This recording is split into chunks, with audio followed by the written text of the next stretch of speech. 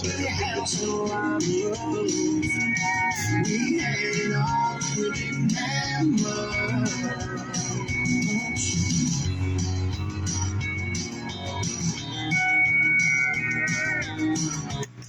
Okay.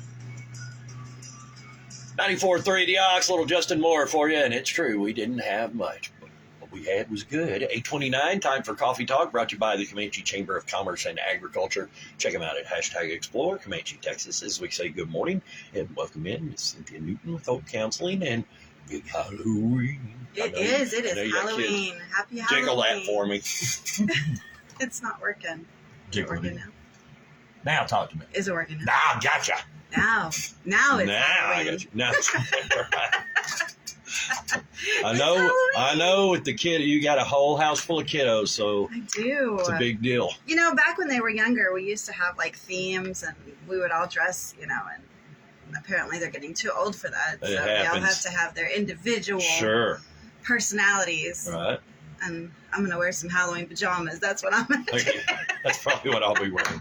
Hiding in the garage. That's where I will be.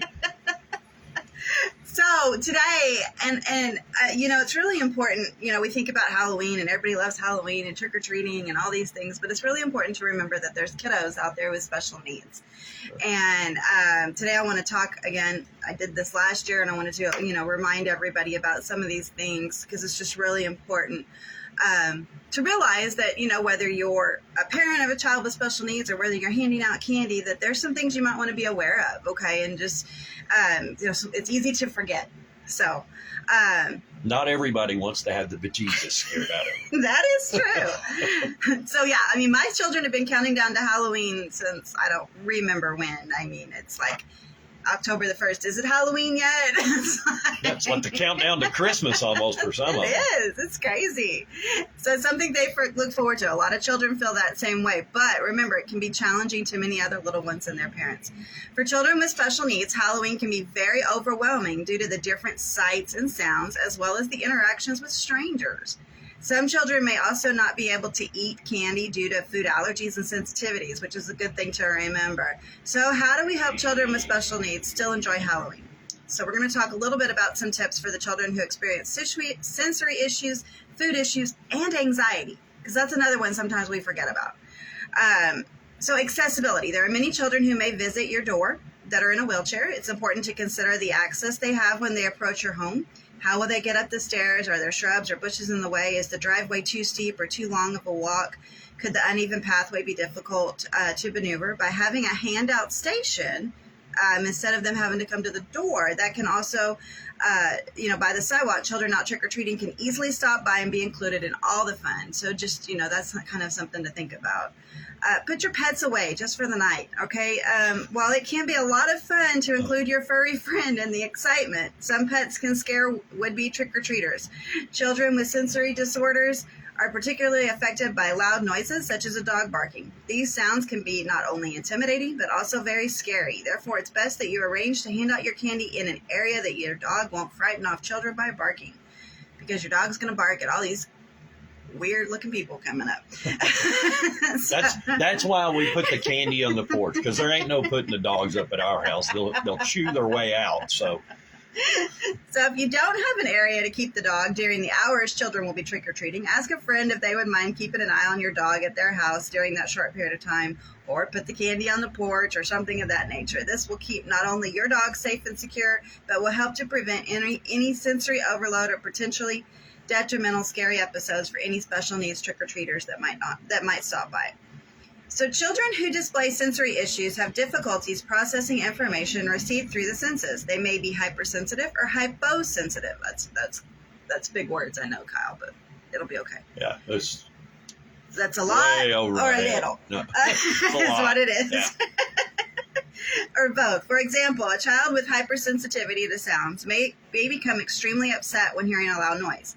Another example is if a child has hypersensitivity to touch. We forget about this, especially when everybody's crowding up to get their, you know, and all these kids are running to the doors, and, you know, you kind of forget how they might not handle, you know, just being touched by somebody out of the blue. That may limit their Halloween costumes, as many often feel like overwhelmingly uncomfortable on the skin. Tips to help in this area might include offer an alternative fun Halloween night event. There may be fall festivals. There may just be, you doing a family movie night or something like that. Go trick-or-treating at an earlier time of the evening. This is really important. So, and I've talked to parents before about taking kids, doesn't have to always be dark when you go trick-or-treating. Yeah, you may not find as many people home, or you may not get as many doors answered, but if you're somebody who's doing trick-or-treating, just be aware that people might be coming a little bit earlier, so they're not in that hustle and bustle of We right were at always dark. the first kids on the scene. 4:30 in the afternoon. Ding dong, trick or treat. It's 4:30 in the afternoon. I know, but we got to get started. We got to hit the rich neighborhood next. We had a plan.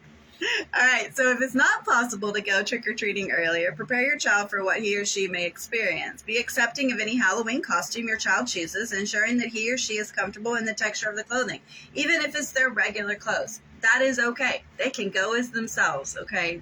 There's nothing wrong with that.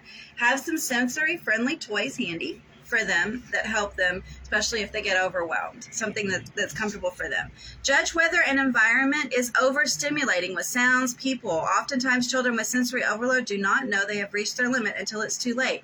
So you were just talking about some of these houses where, before we got on the air, people have like all these things set up or just different things. That might not be the best house to take a special needs child to. Okay, so just be aware, if you see multiple things going on at a house, usually there's a commotion, it's and okay to, hey, let's skip this house. I mean, you can see the commotions, you can see the lots people of running, things. Yeah. kids running. That's a clear sign. Yeah.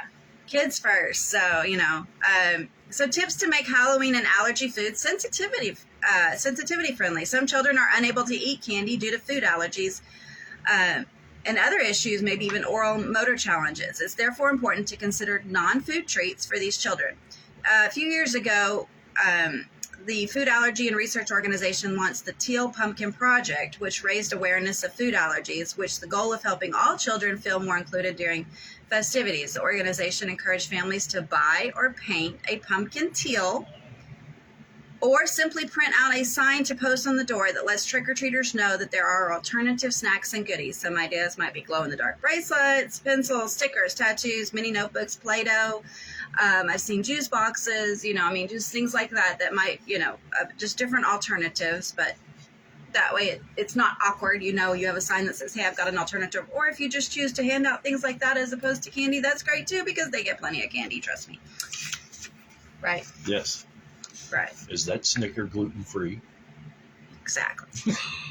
Tips to make Halloween enjoyable for children with anxiety. Now, this is one that we often forget about the anxiety aspect. Research tells us that anxiety affects children more than we think. 1 in 8. Man, you think about trick-or-treaters out there, and you get groups of 8, 10, 15, 20 at a time. I mean, so how many of those kids actually suffer from anxiety? It may be a mild form, it may be a severe form. So that's just really important to think about. It's known to be spooky, scary holiday. While some children may find that idea thrilling, others truly are fearful. Some children with anxiety may be so overcome by fear that they feel unable to participate. So here's some tips to help ensure these children are overwhelmed by fun and not fear. Use Halloween social stories and prepare a child for what trick-or-treating is like. Use videos and pictures as references to prepare them for the events that night. Walk in your neighborhood during the day and point to familiar sights. Limit the scary decorations and spooky special effects. Make sure the area you go trick-or-treating in is well lit, and avoid wearing masks or scary costumes. If a child witnesses others wearing masks or scary costumes, emphasize to them that they are not real. So again, just helping them to realize. I'm getting choked up. We're helping them to realize that it's not real and that they're safe is important. Some children may not be able to verbalize trick or treat. That's something that's a huge thing to realize, okay? Or respond with thank you. Therefore, it's important to not push for verbal responses. It's really easy when you're sitting there at the door, you need to say trick or treat, or, pushing them to say that, or, make sure they say thank you. Some kids really can't verbalize that. So be aware of that. So make sure that you don't push them. And then also make sure children can see your face and your mouth when handing out tricks, particularly those with speech issue or hearing issue, because if they can't see, that's going to be very frightening to them. So for parents who have children with special needs, consider buying or making a trick-or-treat bag that lets people know, that says maybe I can't say trick-or-treat, but I'm trying. They have the different colored pumpkins, sometimes, the blue ones are specifically for autism, I believe.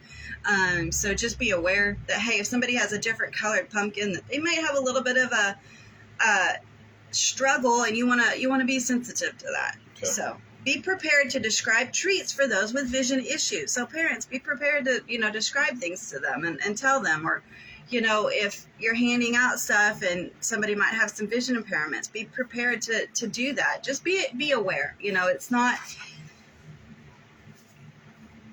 all a matter of just, hey, here's some candy, go run away. Sometimes we just have to be aware that there might be a little bit more going on than, the way things have always been with Halloween. So all in all, Halloween is tonight, guys. Get your costumes ready, get the fun ready, but be aware of your surroundings and be aware of those that might need a little bit of extra help. Okay, as always, here at Hope Counseling, we're here for you with locations in Hamilton, Eastland, Comanche, and Dublin, 325-356-1105. If there's anything that we can do, Hamilton, Comanche, Eastland, Dublin, 325-356-1105 at Hope Counseling in Texas. You didn't mention the candy tax. Oh. That parents imply, right? Ours always, we got to check that candy, make sure it's all right. It's nothing a 3 wrong to 1 with it. ratio. Right? It was at least something I get 3, that. you get 1. Yeah, it was. It always disappeared during the inspection process. Never understood that. Thanks, Cynthia. But do truly inspect your candy. Absolutely. Thank you. Thank you. It's that time of year again. Hunters are headed out into the fields. Farmers are getting Pumpkin spice.